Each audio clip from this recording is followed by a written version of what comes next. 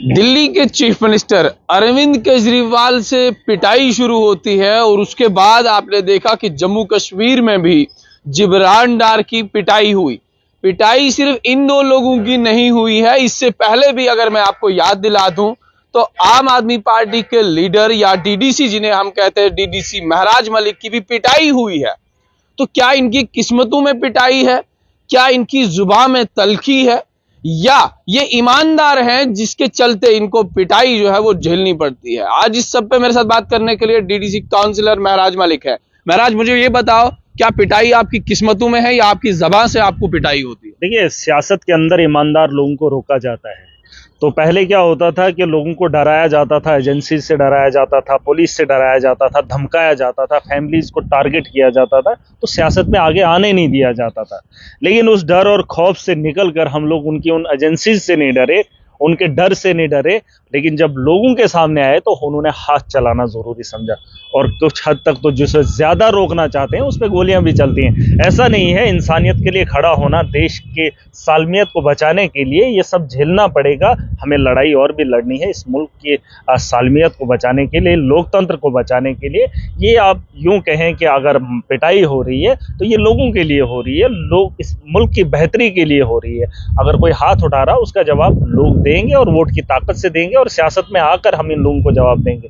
दिल्ली के अंदर केजरीवाल ने जवाब दिया, अगर उनके मुंह पे स्याही मारी गई, उनके गाल पे तमाचा मारा गया, तो लोगों ने, जनता ने उसे 67 आउट ऑफ 70 भी दिया है।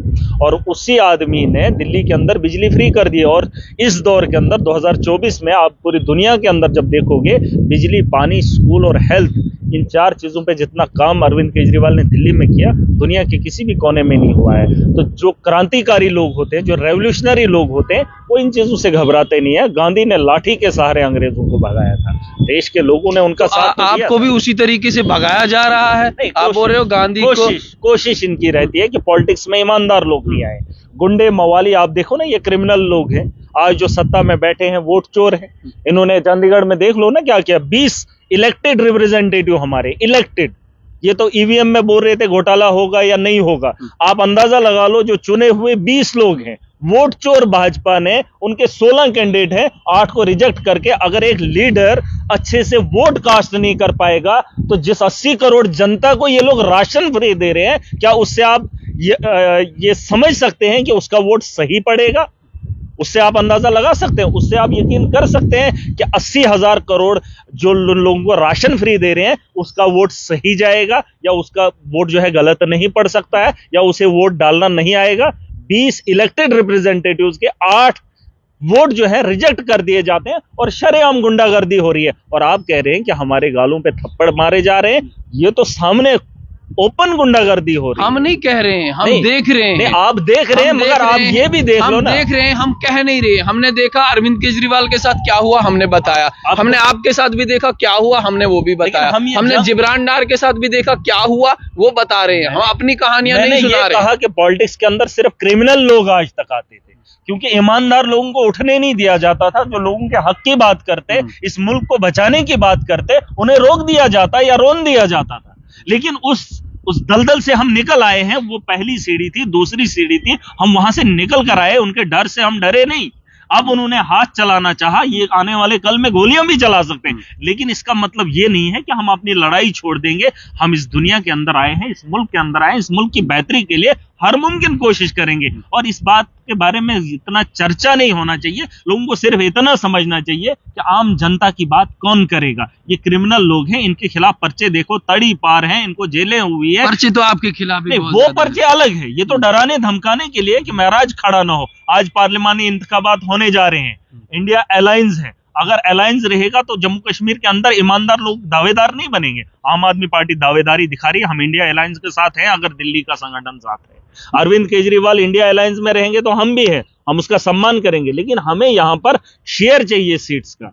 हम भी यहाँ पे दावेदारी करते हैं। आपने देखा था 7 महीने पहले लोगों का जनसैलाब आया था। लोग चाहते हैं कि चेंज आए, लोग चाहते हैं कि हम आम आदमी पार्टी को वोट करें। लेकिन आम आदमी पार्टी जब चुनाव के अंदर खड़ी नहीं होगी तो लोग किसे वोट करेंगे? और दूसरी बात, अगर गठबंधन नहीं रहता है तो 5 की 5 सीटों पे हम लोग चुनाव लड़ेंगे और वो सब के सब ईमानदार लोग होंगे। और आप भी देखेंगे, और बेबाकी से आवाम की आवाज बुलंद करेंगे पार्लियामेंट में जाकर। लेकिन उन चीजों को समझना अवाम को भी होगा। ईमानदार लोग अगर पॉलिटिक्स का हिस्सा बनेंगे, हम मंदिर और मस्जिद की राजनीति नहीं करेंगे। आज हमारे यहाँ बर्फ की गुहार लगाई जा रही थी, अल्लाह से दुआएं की जा रही थी, भगवान से दुआ मांगी जा रही थी, या गिड़गिड़ा रहे थे लोग कि हमें यहाँ बर्फबारी हो। आज बर्फबारी हुई, लेकिन उसी बर्फबारी से मेरे गरीब का पोल उखड़ जाता है जो लकड़ी का था, वो तारें गिर जाती हैं जो बोसीदा हुई थी, वो सड़कें टूट जाती हैं जिनको अच्छे से बनाया नहीं गया था, वो स्कूल टूट जाते हैं, उनकी छतें टूट जाती है जिनकी टीन सही से नहीं लगी थी, जिनकी कंस्ट्रक्शन अच्छे से नहीं हुई थी। मेरा गरीब बर्फ से भी परेशान है, अगर ना गिरे तो भी परेशान है। तो किन किन परेशानियों का सामना मेरा गरीब करेगा? जब तक न वो लोग जिन्हें हमदर्दी आवाम से होगी, जिन्हें हमदर्दी जम्मू कश्मीर और इस देश से होगी, उन लोगों को चुनकर पार्लियामेंट में नहीं भेजेंगे, तब तक नौजवान के रोजगार की बात, करप्शन को खत्म करने की बात, और ये जो करप्शन का सिस्टम, ये जो धंधा चलाया जा रहा है, इसे रोकने के लिए कोई भी बात नहीं करेगा। कौन सा नेता आज सामने आया? कांग्रेस की दावेदारी बन रही है, भाजपा की दावेदारी बन रही है। मुझे एक लीडर भाजपा का बताओ जम्मू कश्मीर के अंदर जो लोगों की रहबरी कर सकता है। एक लीडर कांग्रेस का बताओ जो जम्मू कश्मीर के अंदर लोगों की रहबरी कर सकता है। 2019 में दफा तोड़ा गया, क्या उसके बाद कोई खुलकर सामने आया? किसी ने बात रखी? किसी ने लड़ाई लड़ी? महराज मलिक 2020 में डीडीसी बनता है और 8 एफआईआर उसके खिलाफ लगती हैं। क्या मेरे अलावा कोई और डीडीसी? लड़ाई तो बहुत सारे लोगों ने उस पर लड़ी, क्योंकि वो एक सुप्रीम कोर्ट का मसला है। तरीका लड़ने का होता है, कोई लोगों को दिखाने के लिए लड़ता है और कोई लोगों के हित में सुप्रीम कोर्ट में जाना क्या वो लोगों को दिखाना था? देखिए, सुप्रीम कोर्ट की बात नहीं है, वो दिखलावा नहीं है जनाब, क्या वो जुडिशियल इंक्वायरी हो रही? मेरी बात सुने, जब ये इन लोगों के हाथ में था जुडिशियल, आज कौन जुडिशियल में जा रहा है? वही लोग जिनके दौर के अंदर, जिनके इख्तिदार में था, जिनके हाथ में था, जिनके अपनी कलम में था, वो आज जुडिशरी से गुहार क्यों लगाने गए थे? क्या उस दौर के अंदर जब वो इस स्टेट के मालिक हुआ करते थे, क्या उस वक्त इसका फैसला नहीं किया जा सकता था अपने कलम से? और आज आप कह रहे हैं वही लोग वहां जुडिशरी में जाकर इंसाफ की गुहार लगा रहे, वही लोग तो हैं। फारूक अब्दुल्ला से आप बात कर रहे हैं, वो तो आज भाजपा का एजेंट बना हुआ है, गुज्जर और बकरवाल कम्युनिटी को टारगेट कर रहा है, वो भाजपा को सीट दे रहा है। ये अपने ये जो कश्मीर में जो पार्लियामानी सीट बनाई है उसे भाजपा को देने की बात हो रही है, और गुज्जर और बकरवाल को बेइज्जत करके वहां से छोड़ रहा है। और गुज्जर अब बकरवाल ये सोचेगा कि एनसी वाले हमारे नहीं, हम तो भाजपा के साथ जुड़ेंगे, और वो कुदरती भाजपा के साथ जुड़ेंगे। कश्मीर के अंदर वो राजनीति करेगा, यहाँ ये राजनीति करेंगे, और देश के लोग जो खुद को दावेदार समझते हैं 400 के पार, ये तो ईवीएम के जरिए इनकी गुंडागर्दी आम हो रही है, ये तो वोट चोर है। मैं कह रहा हूं कि क्रांति का वक्त एक बार फिर इस देश के अंदर लाना होगा। एक दौर था जब अंग्रेजों के खिलाफ हमने जंग लड़ी थी, और आज के दौर में भी वही क्रांति दिखनी चाहिए। जहां नौजवान परेशान है, जहां गरीब परेशान है, उस लड़ाई की शुरुआत फिर से करनी होगी, ताकि इस देश की बेहतरी के बारे में बताओ। महाराज साहब, आखिर में मुझे ये बताओ, अगर आपको जम्मू कश्मीर में पार्लियामेंट सीट नहीं दी गई या उसका शेयर नहीं दिया गया, तो क्या आप इंडिया अलायंस के साथ रहेंगे? देखिए, इंडिया अलायंस को तय करना है, ये तो हमारी पार्टी से भी बात चल रही है। ऊपर जो बैठे लोग हैं, हमें शेयर चाहिए। अलायंस तभी होगा जब बात बनेगी। अगर बात नहीं बनेगी तो सीट शेयर नहीं होगा। जहां हम दावेदारी कर सकते हैं, जहां हम उनसे स्ट्रांग हो सकते हैं, तो यकीनन हम लड़ेंगे। आप देख लीजिए, जो पुरानी, जिनका चुनाव चिन्ह भी नहीं है, चुनाव निशान भी रजिस्टर्ड नहीं है, वो लोग दावा कर रहे हैं हम 5 सीटों पे लड़ेंगे। जो पिछले दिनों पार्टियां बनाए हैं वो 5 सीटों पे लड़ेंगे। हम तो नेशनल लेवल की पार्टी, हम रजिस्टर्ड पार्टी हैं, हम दुनिया की तेजी से बढ़ने वाली सबसे बड़ी पार्टी है। तो हम लोग हिंदुस्तान के अंदर हर पार्लियामेंट पे चुनाव नहीं लड़ेंगे। हमारी पार्टी भी इसीलिए वजूद में आई है कि हम देश के कोने से चुनाव लड़ेंगे। वरना 2014 में अगर अरविंद केजरीवाल ने चुनाव नहीं लड़ा होता तो 28 सीटें नहीं आई होती। 15 में चुनाव नहीं लड़ा होता तो 70 में से 67 नहीं आई होती। पंजाब के अंदर भी हमने वही किया, एक भगवंत मान जी एमपी थे और वहां हमने सरकार मेजॉरिटी के साथ बनाई। यही चीजें हैं। जम्मू कश्मीर के अंदर हमको चुनाव लड़ना चाहिए, सीट शेयर होना चाहिए। इंडिया अलायंस को ये बात समझनी चाहिए। महराज है, जिब्रान डार है, और भी बाकी लोग हैं जो दावेदारी कर सकते हैं, जो अपने लोगों की नुमाइंदगी पार्लियामेंट में जाकर कर सकते हैं, इनसे बेहतर कर सकते हैं। मैंने आपको एक सवाल पूछा है, आप बता दीजिए कांग्रेस का कौन सा लीडर है जो पार्लियामेंट के लिए लड़े और उसके बाद जाकर आवाम की रहबरी करे या पार्लियामेंट में जाकर आवाम की बात रखे। एक लीडर का नाम बता दो, कमेंट करें लोग।